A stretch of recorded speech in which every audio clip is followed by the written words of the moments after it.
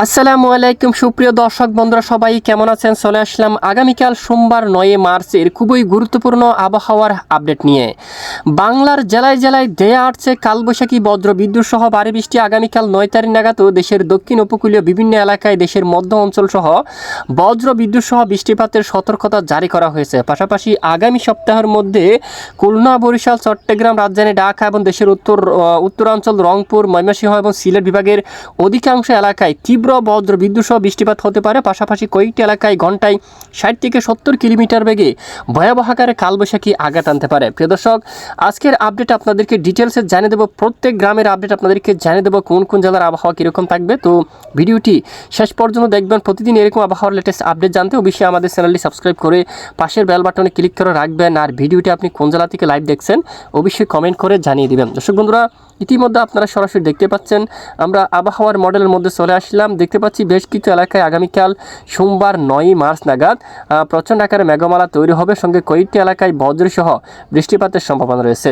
যশোরের দিকে দেখুন, যশোর, খুলনা মেঘমালা তৈরি হতে পারে। এদিকে বসিরহাট, হাবড়া, তারপর মংলা, একেবারে দেখুন খৈরা অঞ্চলে, এখানে দেখুন রামপাল, এখানে বাগেরহাট জেলায় কয়েকটি অঞ্চলে আকাশ মেঘলা থাকবে এবং পিরোজপুর জেলার দিকেও কিন্তু দেখুন জিয়ানগর অঞ্চলে আকাশ মেঘলা থাকতে পারে। কয়েকটি এলাকায় হালকা বিক্ষিপ্ত বৃষ্টি হতে পারে। এদিকে গোপালগঞ্জের দিকেও আকাশ মেঘাচ্ছন্ন থাকতে পারে। নড়াইল, তারপর এদিকে মাগুরা, ঝিনাইদহ, চুয়াডাঙ্গা, কুষ্টিয়া, পাবনা, রাজবাড়ী, তারপর ফরিদপুর, মানিকগঞ্জ আকাশ মেঘলা থাকবে, সঙ্গে কয়েক এলাকায় বিক্ষিপ্ত হালকা বৃষ্টিপাত হতে পারে।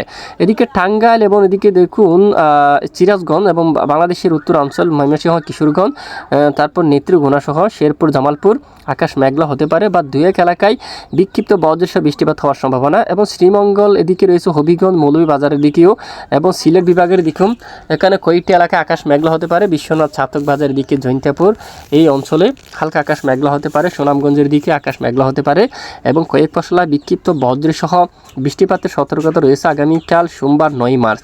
এবং উপকূলীয় অঞ্চলের দিকে মেঘমালা তৈরি হতে পারে, বিশেষ করে দক্ষিণ উপকূলীয় অঞ্চলে দেখুন মনপুরা এদিকে, দশমিনা, পটুয়াখালীর দিকে, বরগুনা এদিকে, কুয়াকাটার দিকে কিন্তু দেখুন আকাশ মেঘলা হতে পারে। সঙ্গে চট্টগ্রাম বিভাগের কয়েকটি এলাকায় আকাশ আংশিক মেঘাচ্ছন্ন হতে পারে। তবে এদিকে বরিশাল, কুমিল্লা, আগরতলা হালকা আকাশ মেঘলা হবে এবং দুই এক এলাকায় হালকা বিক্ষিপ্ত বৃষ্টিপাতের সম্ভাবনা থাকবে। এছাড়া অন্যান্য জেলায় আকাশ প্রায় পরিষ্কার থাকতে পারে। এবং 10 তারিখ নাগাদ রাজধানী ঢাকা বিভাগ সহ আশেপাশে অঞ্চলে মেঘমালা তৈরি হতে পারে। বরিশাল, ভোলা এবং ঝালকাঠি, পিরোজপুর এই অঞ্চলে, দুমকির দিকে আকাশ মেঘলা হবে এবং এদিকে চাঁদপুর এই অঞ্চলে এবং মুন্সিগঞ্জ, নারায়ণগঞ্জের দিকে, ঢাকা, মানিকগঞ্জ এবং সাভার, টঙ্গী, গাজীপুর কয়েকটি অঞ্চলে হালকা বজ্রসহ বৃষ্টিপাতের সতর্কতা রয়েছে।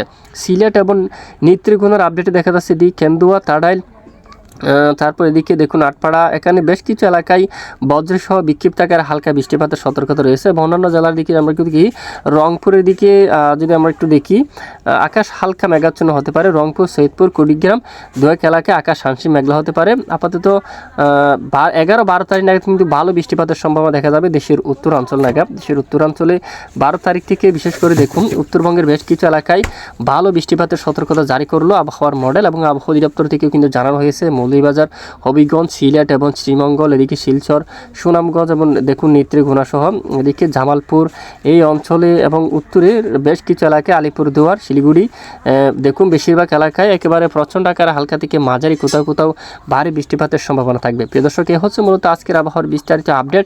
এটুকুর সাথে থাকার জন্য ধন্যবাদ।